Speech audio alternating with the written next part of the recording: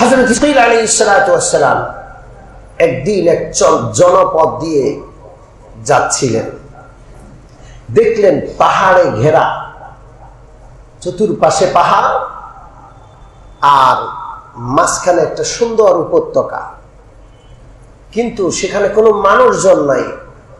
হাজার হাজার মানুষের, মরা মানুষের হাড় গোড় কঙ্কাল পড়ে আছে। এত মানুষের কঙ্কাল এখানে। আল্লাহ নবী ইসমাঈল আলাইহিস সালাতু ওয়াস সালাম আল্লাহ রাব্বুল আলামিনের দরবারে হাত তুলে দোয়া করলেন, আল্লাহ, এরা কারা? হাজার হাজার কঙ্কাল এই এলাকায় পড়ে আছে, এদের ইতিহাস কি, ঘটনা কি? আল্লাহ গো, মেহেরবানি করে আমাকে একটু জানানোর ব্যবস্থা করেন। নবীর দোয়া কবুল হলো। আল্লাহ রাব্বুল আলামিন ওয়াহির মারফত জানাইলেন, ও হিজকিল, এরা একটা গোত্র ছিল। কোন কোন বর্ণনায় আছে 10,000, কোন কোন বর্ণনায় 40,000, কোন কোন বর্ণনায় 70,000-এর বর্ণনাও রয়েছে। এই 70,000, 40,000 বা 10,000 বিশাল একটা গোত্র। সেই গোত্রে একবার মহামারী দেখা দিল। কি দেখা দিল? মহামারী। কখনো কোনো এলাকায় যদি মহামারী দেখা দেয়, আল্লাহর হুকুম হলো, ইসলামের নির্দেশনা হলো, সেই এলাকা ছেড়ে পালানো যাবে না। আবার যারা এই এলাকার বাহিরে আছে তারা সেখানে আসবেও না। মহামারী, সংক্রমণ, যেটা সংক্রমণ করে, সংক্রামক, এটার সংক্রমণ হয় কার হুকুমে? কোন রোগ নিজের ইচ্ছায় সংক্রমিত হতে পারে না যতক্ষণ না কার হুকুম না হয়। এটা একই বিধান করোনার ব্যাপারেও। করোনা যদি সংক্রামক হয়, তাহলে করোনার সংক্রমণ হতে কার হুকুম লাগবে?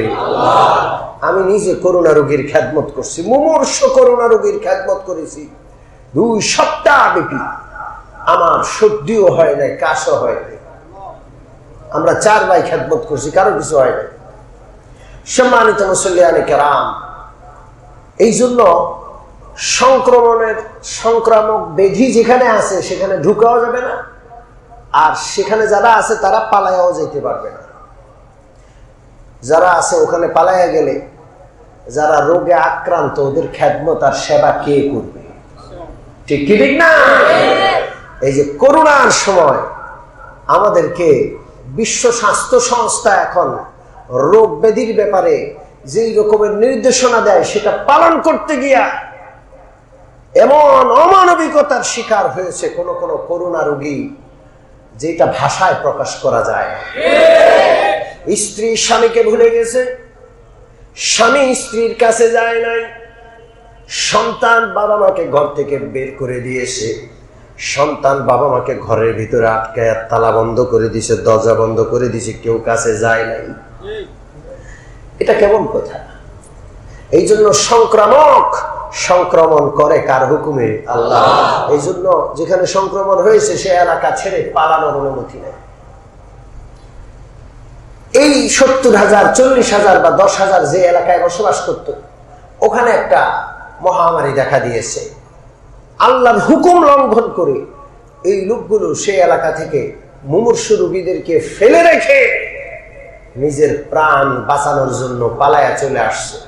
নিজের এলাকা ছেড়ে এসে এই পাহাড়ে ঘেরা উপত্যকায় এসে তারা বসবাস শুরু করছে। মনে মনে খুব খুশি, খুব চালাক, যে আমরা বেঁচে গেছি। আমরা কি হয়ে গেছি? বেঁচে গেছি। ওরা মরছে, আমরা মরলাম না, আমরা বাঁচছি। বাঁচার উপায় কি আছে? হায়াত মৌতের মালিক কে? আলাম তারা ইলাল্লাযীনা খারাজু মিন দিয়ারিহিম ওয়া হুম উলুফুন হাদারাল মাউত। ওগো নবী, আপনার কাছে কি সেই ইতিহাস পৌঁছে নাই যারা হাজার হাজার ছিল, এলাকা ছেড়ে মৃত্যুর ভয়ে তারা পালিয়ে এসেছিল? ফাকালা লাহুমুল্লাহু মুতু, আল্লাহ বললেন, মৃত্যুর ভয়ে পালাইছস, মৃত্যু থেকে বাঁচার জন্য? মৃত্যু তো আমার হাতে, বাঁচার কোনো উপায় নাই, মরে যা, মুতু। আল্লাহর এক নির্দেশে 70,000, 40,000 বা 10,000 লোক এক মুহূর্তেই মুর্দা লাশ হয়ে মরে পড়ে আছে। আল্লাহ ক্ষমতা কার? সব ফকাল রাহুমুল্লাহু মুতু, আল্লাহ বললেন মরে যাও, সব মরে গেছে একসাথে। দেখি তোরা কেমনে বাঁচস।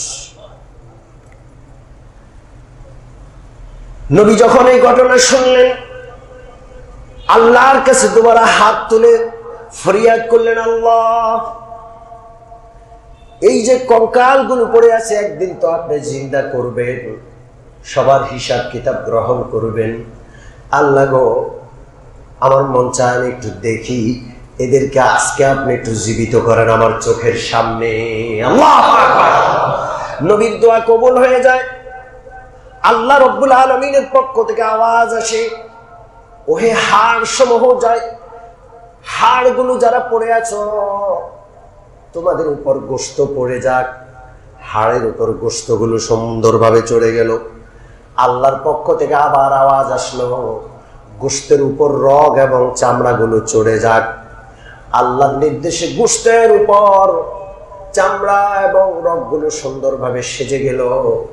এখন আল্লাহ রাব্বুল আলামিন রূহকে নির্দেশ দিলেন, ওহে রূহের জগতের রূহেরা, এই দেহগুলোতে যেই যে রূহ তোমরা ছিলা সেগুলো আবার ফিরে যাও। আল্লাহর হুকুমে রূহগুলো এসে দেহের ভিতরে ঢুকে গেল। হাজার হাজার লোক যেইভাবে একসাথে মরেছিল, আল্লাহর হুকুমে একসাথে আবার সবাই জীবিত হয়ে যায়। সুম্মা আহিয়াহুম, আল্লাহ আবার তাদেরকে এক মুহূর্তে একসাথে একদিন এক জায়গায় ওই নবীর চোখের সামনে সবগুলো হাড় গোড়কে জিন্দা মানুষে পরিণত করলেন। ক্ষমতা কার?